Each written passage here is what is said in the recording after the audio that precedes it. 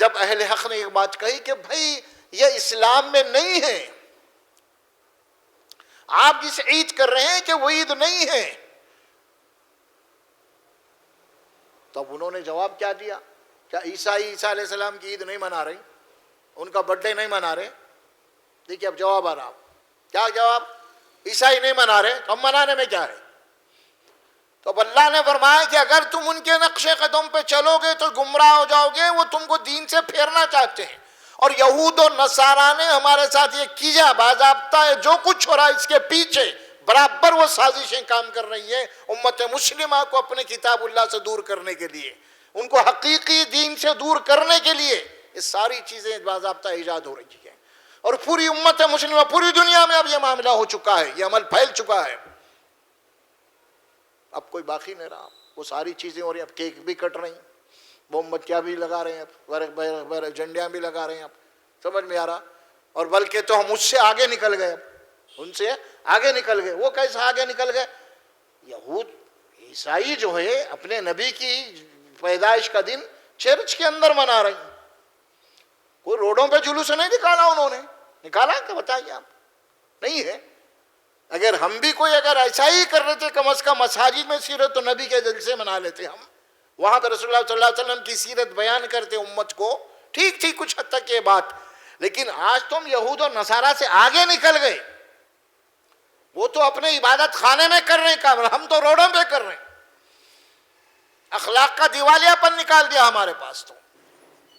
علامہ اقبال نے کہی تھی یہ بات، یہ وہ مسلمان ہے جنہیں دیکھ کے شرمائے یہود و نصارہ، اب وہ شرما رہے ہیں، اب ہم سے آگے نکل گئے یہ لوگ، جبکہ ہم کو پابند کیا گیا نبی اکرم صلی اللہ علیہ وسلم۔ ابھی میں آپ کو کیا بتایا؟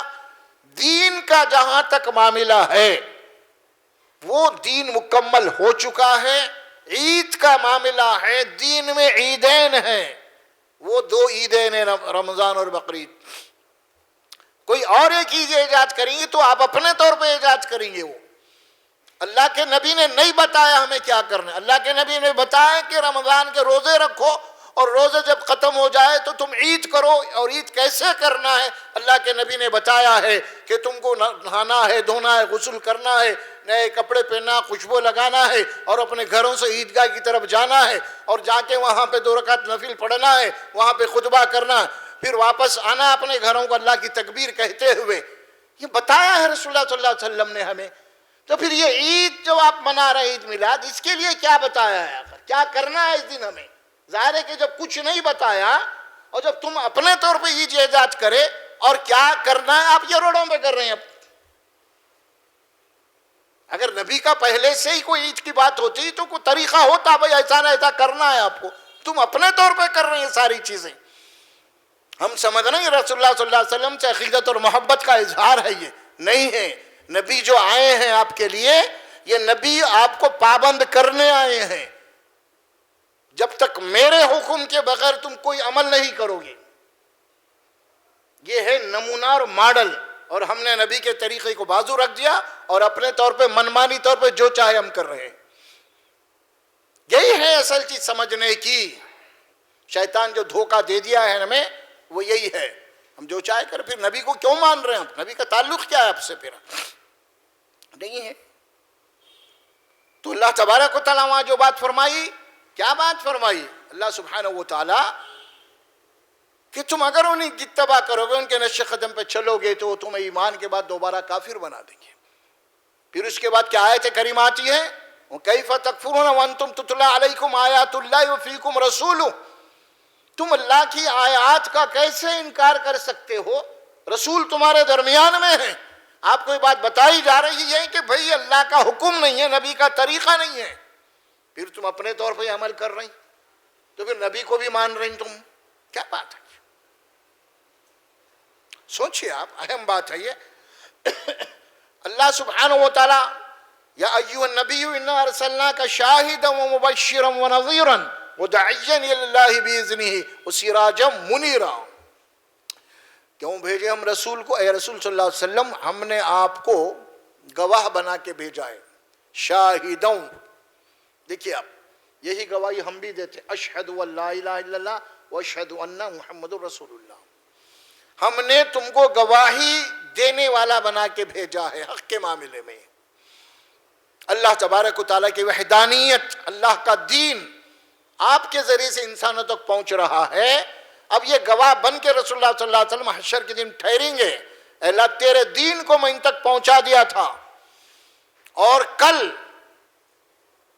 اللہ کے نبی رہیں گے وہاں پہ حشر کے میدان میں، اور اس وقت اللہ پوچھیں گا یہ میلاد کے جلوس جلسے جو کر رہے ہیں، اللہ کے اے نبی کیا تم نے یہ بتایا تھا ان کو اس طریقے سے آپ کی میلاد کرنی ہے؟ اللہ کے نبی تو اعلان برات کر دیں گے۔ اس وقت کیا ہوگا پھر؟ یہ بات اللہ نے اس کو آسان کرنے کے لیے میں آپ کو آیت مبارکہ پڑھتا ہوں، سورہ فرقان کی۔ دیکھیے اب کیا حشر ہوگا اس دن ان لوگوں کا۔ اللہ فرماتے ہیں یوم یعض الظالم علی یدی، اس دن وہ لوگ جو ظالم ہیں، جنہوں نے ظلم کیا اسلام کے ساتھ، حق کے ساتھ، وہ لوگ مارے افسوس کے اپنے انگلیوں کو دانتوں سے کتریں گے۔ کیا غلط کرے ہم، بولے کیا ہم سے غلطی ہو گئی؟ علی یدی، اور کیا کہیں گے؟ یقول یا لیتنی، فرمایا اس کے بعد یا لیتنی مع الرسول سبیلا، اے میری افسوس، میری تباہی، میں رسول کے طریقے کو اپنا لیا ہوتا تو اچھا تھا۔ مع الرسول سبیلا، نبی کے طریقے کے ساتھ میں چلتا، نبی کے طریقے پہ ہوتا تو آج میری یہ بربادی نہیں ہوتی۔ اس دن کہیں گے ظالم، اور کیا کہیں گے؟ یا ویلت لیتنی لم اتخذ فلانا خلیلا، ہائے میری تباہی، میں نے رسول کے مقابلے میں فلاں فلاں کی باتوں کو مانا، فلاں کو دوست بنا لیا، فلاں کو ہمدرد بنا لیا، فلاں کو ساتھی بنا لیا، اور نبی کے طریقے کو چھوڑ دیا۔ یا ویلت لیتنی لم اتخذ فلانا خلیلا، کاش کہ میں ایسا نہیں کرتا تو آج اس عذاب سے بچ جاتا میں۔ یہ اس دن کہیں گے، اللہ قرآن میں بتایا ہے۔ مع رسول سبیلا کے بعد یہ بات بتایا ان کے افسوس، اس کے بعد اللہ فرماتے ہیں اور مزید کیا ہوگا؟ وَكَانَ الشَّيْطَانُ لِلْإِنسَانِ خَذُولًا، اور شیطان تو انسان کو عین موقع اوپر چاٹی دینے والے، کر عقیدت ہے، محبت ہے، دیکھو عیسائی منا رہے ہیں، دیکھو انہوں کر رہے ہیں، انہوں کر رہے ہیں، تم نہیں کر رہے، تم کو نبی سے محبت نہیں ہے، ایسے ایسے خیالات ڈالے گا آپ کے دل میں، اور ڈال کے عمل کروائے گا، آپ کروا رہا کر رہے ہیں، لیکن حشر کے میدان میں تو بازو ٹھہر جائے گا۔